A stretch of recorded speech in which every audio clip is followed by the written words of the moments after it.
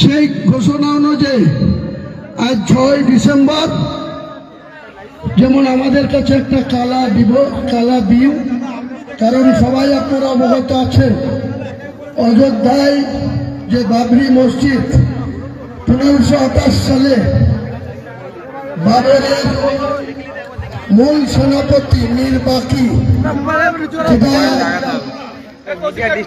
প্রতিষ্ঠা করেছিলেন, সেই মীর বাকির প্রতিষ্ঠা করা বাবরি মসজিদ 1992 সালের 6 ডিসেম্বর ডিমোলাইজেশন করে দেওয়া হয়েছে, অর্থাৎ ভেঙে দেওয়া হয়েছে। সেই বাবরি মসজিদের দ্বিতীয় বাবরি মসজিদ হতে পারবে না, কোথাও ভারতবর্ষের সুপ্রিম কোর্ট বলেননি। 2019 সালের নভেম্বর মাসে অনারেবল সুপ্রিম কোর্ট থেকে যে জাজমেন্ট এসেছিল তাতে বলেছিল যে হিন্দু সমাজের মানুষের আবেগকে গুরুত্ব দিয়ে যেখানে বাবরি মসজিদ ছিল সেই জায়গাটা রামলীলার কমিটিকে দিয়ে দেওয়া হলো। শুধুমাত্র আবেগে, ইমোশনালি, কোন ডকুমেন্ট ছাড়াই ভারতবর্ষের সর্বোচ্চ ন্যায়ালয় সেদিনকে বলেছিল যে এই বাবরি মসজিদের জায়গায় নাকি আগে রামের জন্ম হয়েছিল, সেই রাম ওখানে জন্ম হয়েছিল, ওখানে হসপিটাল ছিল না, তার বাড়ি ছিল, তার ব্যাখ্যা দেননি। বলেছেন হিন্দু সমাজের ইমোশনালকে গুরুত্ব দিয়ে, আবেগকে গুরুত্ব দিয়ে সেখানে বাবরি মসজিদ যেখানে ছিল সেই জায়গায় রাম মন্দির হবে। ভারতবর্ষের প্রধানমন্ত্রী আদরণীয় মোদীজি গত 2024 সালের 22শে জানুয়ারি সেই অযোধ্যায় রামলীলার জায়গায় বিরাট আকারে রাম মন্দির প্রতিষ্ঠা করেছেন, উদ্বোধন করেছেন। আমরা কোনো বিরোধিতা করিনি, ভারতবর্ষের মুসলমান সমাজ এটা নিয়ে কোনো বিরোধিতা করেননি।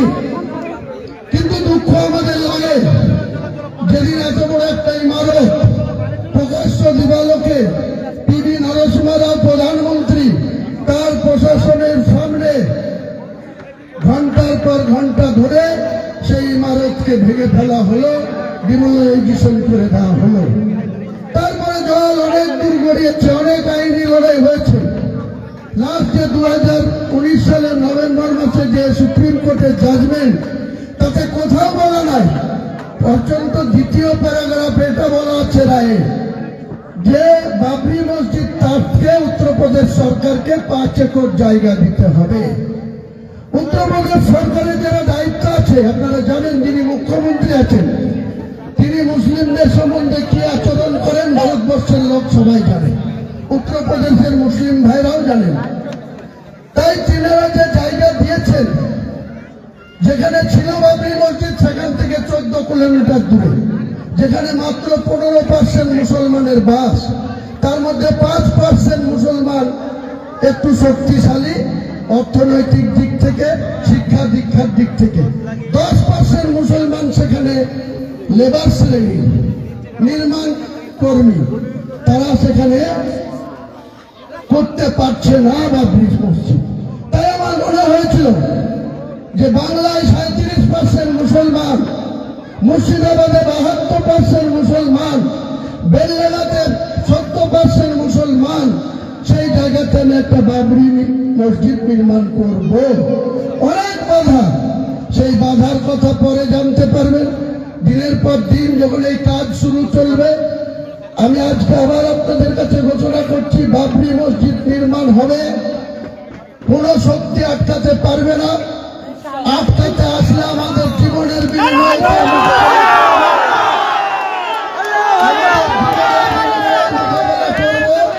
শহীদ হয়ে যাব, হাসি মুখে মৃত্যুবরণ করব, কিন্তু বাবরি মসজিদ হবে মুর্শিদাবাদের মাটিতে।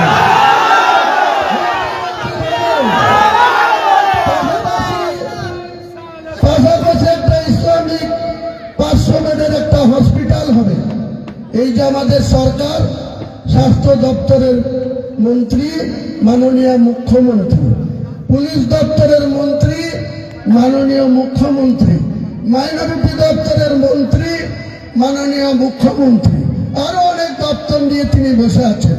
আজকে যান, এখানে যে মিডিয়া আছে, ন্যাশনাল মিডিয়া আছে, তিনারা যান বহরমপুর মেডিকেল কলেজে গিয়ে যদি দেখতে না পান যে একটা বেডে 3 জন করে রুগী শুয়ে আছে, কোন রুগী বেড পায়নি, নিচে শুয়ে আছে, শুয়ে আছে। স্বাস্থ্যের কি অবনতি হচ্ছে, যারা স্বাস্থ্য পরিষেবা পেতে গিয়ে তাদের স্বাস্থ্যের আরো অবনতি হচ্ছে। আর এই সরকারের নেতৃত্বরা আমাকে বাবরি মসজিদ করতে বাধা দিচ্ছে। এর জবাব গোটা বাংলার মুসলমান সমাজ আগামী দিনে এই সরকারকে আমি আবেদন করব।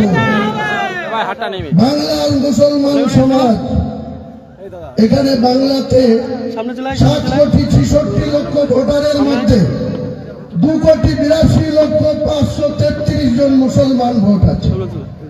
2,82,533 জনের মধ্যে মাত্র 40 লক্ষ নন বেঙ্গলি মুসলমান ভোট আছে, আর 2,42,533 জন বাঙালি মুসলমান ভোট আছে। এই বাঙালি মুসলমানদের কাছে আমার আবেদন, আপনারা নিজেদের জায়গায় যেখানে 42% থেকে 82% পর্যন্ত মুসলমান মেজরিটি সিট আছে 90খানা, এই 90টা সিট আপনাদেরকে মুসলমানদের জনপ্রতিনিধি বিধানসভায় পাঠাতে হবে। চক্রান্ত করে মমতা বন্দ্যোপাধ্যায় 2011-তে 13ই মে যেদিন রেজাল্ট হয়েছিল, সেদিনকে 67টা মুসলমান এমএলএ ছিল।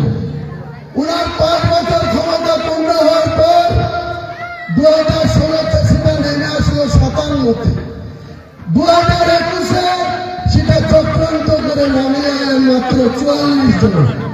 আমি মুসলমান সমাজের কাছে একটাই কথা বলবো, আপনারা আপনাদের যাকে খুশি যত মুসলমানদের ভোট দিয়ে বিধানসভায় পাঠান, আর বাকি 90টার মধ্যে 200 যে 4টে থাকবে 294-এর মধ্যে, সেই 204-এর মধ্যে মমতা ব্যানার্জি আর শুভেন্দু অধিকারীর মধ্যে লড়াই হোক।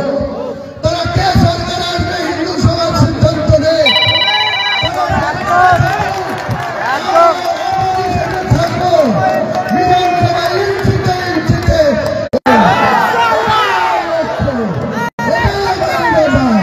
এতে আপনারা আমাকে মন চাইলে নেতা মানবেন, না মানলে যাকে খুশি নেতা মানবেন। মুসলমান সমাজ আপনাদের নিজের পায়ে দাঁড়াতে হবে। তারা চক্রান্তের শিকার হবেন না, তারা প্রয়োজনের পা দেবেন না, কারো কথা শুনে নিজের। আজকে কি হচ্ছে 2 বছর ধরে এই সরকারের আমলে? বোমবাজছে কে? মুসলমান। মারছে কে? মুসলমান। মরছে কে? মুসলমান। কেস খাচ্ছে কে? মুসলমান। ডিম খাচ্ছে কে?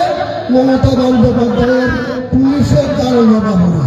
এখান থেকে আপনাদেরকে সাবধান থাকতে হবে, এখান থেকে আপনাদেরকে সাবধান করে দিচ্ছি। আমি পরে বক্তৃতা করব।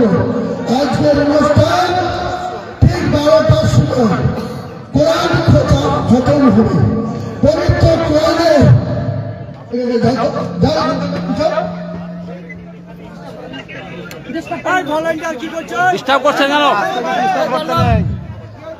আজকে আরেকটা উল্লেখযোগ্য দিন মুসলমানদের জন্য, আরেকটা উল্লেখযোগ্য দিন, যে পবিত্র কোরআন যেদিন নাজিল হয়েছিল সেই দিন থেকে আজকে 6 ডিসেম্বর 2025 কোরআনের বয়স পূর্ণ হয়েছে 1450 বছর। এই 1450 বছর কোরআনের বয়সের দিনে কোরআনকে মুসলমান আপনাদেরকে হেফাজত করতে হবে। কোরআন কথা আক্রান্ত হলে আমাদের জীবনের আমরা কোরআনকে রক্ষা করব, কোরআনকে হেফাজত করব। এটাই আমাদের প্রথম উদ্দেশ্য বলে দিলাম। দ্বিতীয় উদ্দেশ্য বলে দিলাম, আপনারা সবাই শান্ত হয়ে থাকবেন। আমরা ঠিক বেলা 12টায় এখানে পবিত্র কোরআনের খতম করা হবে। 1.5 ঘন্টা লাগবে না, 2 ঘন্টা লাগবে। অনেক হাফেজ সাহেব যারা কোরআন মুখস্থ তারা কোরআনের খতম শেষ হওয়ার সঙ্গে সঙ্গে এখান থেকে রিমোটে যে জায়গাতে আমার ভিত্তি স্থাপন হবে। আপনাদেরকে আরো একটা কথা বলে রাখি, বেলগামের প্রশাসনের লাগাতার বিরোধিতার জন্য আমি 25 বিঘি জায়গা সাধারণ মানুষের কাছে এখানে ওপেন করিনি। শুধুমাত্র 3 কাটা জায়গার উপরে, আমার 5টির জায়গার উপরে এত বিরোধিতা সত্ত্বেও আমরা আজকে ভিত্তি স্থাপন করছি। 25 বিঘা জায়গার মধ্যে ইসলামিক হসপিটাল হবে, বিশ্ববিদ্যালয় হবে, পার্ক হবে, হেলিপ্যাড হবে এবং একটা মুসাফিরখানা হবে। এটা পূর্ণাঙ্গ ভিত্তিতে যত কোটি টাকা খরচ হোক, মুর্শিদাবাদ সহ মালদা, উত্তর দিনাজপুর, উত্তর 24 পরগনা, দক্ষিণ 24 পরগনা, হাওড়া, হুগলি, বীরভূম, 2 বর্ধমান, 2 মেদিনীপুর, প্রচুর মানুষ আর্থিক সহযোগিতা করবে। পাশাপাশি আপনাদেরকে খুশি খবর, নাম করতে তিনি নিষেধ করেছেন। এই ইন্ডিয়ান মুসলমান আগামী 1 মাসের মধ্যে 80 কোটি টাকা আমার এই সংস্থাকে দেবে। তার কোম্পানি থেকে 80 কোটি টাকা আমাদের এই সংস্থাকে তিনি বাবরি মসজিদ এবং আমার ট্রাস্টিকে সহযোগিতা করবে। ইনশাআল্লাহ টাকার কোনো অভাব হবে না। রাজ্য সরকারের কোনো দয়ার দরকার নেই। রাজ্য সরকারের টাকায় আমি মসজিদ করবো না, তাতে মসজিদের পবিত্রতা নষ্ট হবে। এটা আমি কোনো মতে আপনারা চুপচাপ থাকুন, শান্তভাবে থাকুন। যারা বাইরে থেকে এসছেন তারা আমাদের ভলেন্টিয়ারদের সাথে যোগাযোগ রাখবেন। তারা আপনাদের সামান্য লাঞ্চের বা বিরিয়ানির প্যাকেট দেবে। লোকাল ভাইদের অনুরোধ করে বলবো, এত লোককে আমি আপনাদের কোনো অতিথিয়তা আপ্যায়ন করতে পারবো না, আমাকে ক্ষমা করবে। পরে একদিন খাওয়া দাওয়ার প্রতিযোগিতা হবে, দরকার হলে 10 লাখ লোক থেকে খাওয়া দাওয়া করবো, সেদিনকে আপনারা খাবেন। আজকে আপনারা একটু, আমরা যেমন রোজা রাখি সেরকম লোকাল লোক, জেলার লোক, বিভিন্ন ব্লক থেকে আসা লোক আমার কথাটা মেনে নেবেন, সহযোগিতা করবেন। যারা মালদা, ভাঙড়, হুগলি, বীরভূম, বর্ধমান বিভিন্ন জায়গা থেকে আসছেন, তাদের একটু সামান্য বিরিয়ানির প্যাকেট করা আছে, তাদের কাছে আমাদের ভলেন্টিয়াররা পৌঁছে দেবে। আপনারা একটু গ্রহণ করবেন। তাদের সঙ্গে 500 করে পানির বোতল, এছাড়াও কিছু লোক পাউরুটি, কলা নিজে থেকে নিয়ে আসছে, তারা যাকে দিবে আপনারা খেয়ে নেবেন। উনি বক্তব্য সবাইকে আমার সালাম করলে ঠিক 12টায় আমাদের মূল অনুষ্ঠান শুরু হবে। আসসালামু আলাইকুম।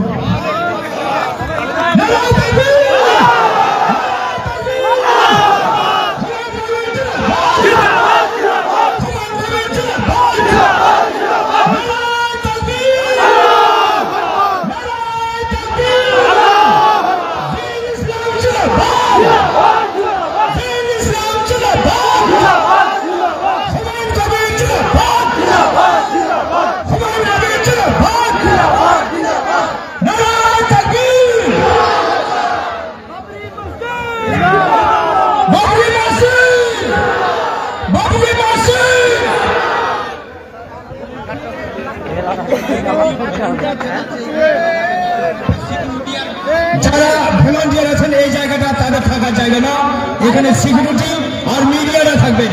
যারা ভলান্টিয়ার আছেন নিজের নিজ নিজ দায়িত্ব পালন করুন। প্রত্যেককে অনুরোধ করবো মহব্বতের সাথে কাঁধে কাঁধ মিলিয়ে অনুষ্ঠান আমরা পালন করবো। যারা ভলান্টিয়ার আছেন তাদেরকে অনুরোধ করে বলছি, আপনারা নিজ নিজ দায়িত্ব করুন। যাকে যে দায়িত্ব দেওয়া আছে ঠিক সেইভাবে দায়িত্বগুলোকে পালন করুন। আজকে 6 ডিসেম্বর হুমায়ুন কবিরের উদ্যোগে আজকে বাবরি মসজিদের ভিত স্থাপন হচ্ছে। আর কিছুক্ষণ পরেই আমাদের সেই কাজ শুরু হয়ে যাবে। প্রত্যেককে আন্তরিক শুভেচ্ছা, অভিনন্দন, শ্রদ্ধা, সালাম, ভক্তি সহকারে সালাম জানিয়ে অনুরোধ করব এই অনুষ্ঠান সকলের অনুষ্ঠান, নিজের অনুষ্ঠান করে দেবে, সহযোগিতার হাত বাড়িয়ে দেবে। সেটা তো বারবার করে বলছি হয়ে যাবে তারপরে যখন দেবে না তখন ভোটটা দে ভোটের তার না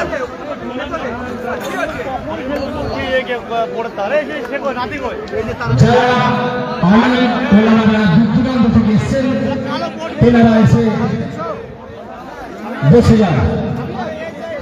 যারা দূর থেকে আলেম ওলামারা এসছেন তেনাদেরকে অনুরোধ করব আপনারা এসে স্টেজে বসুন।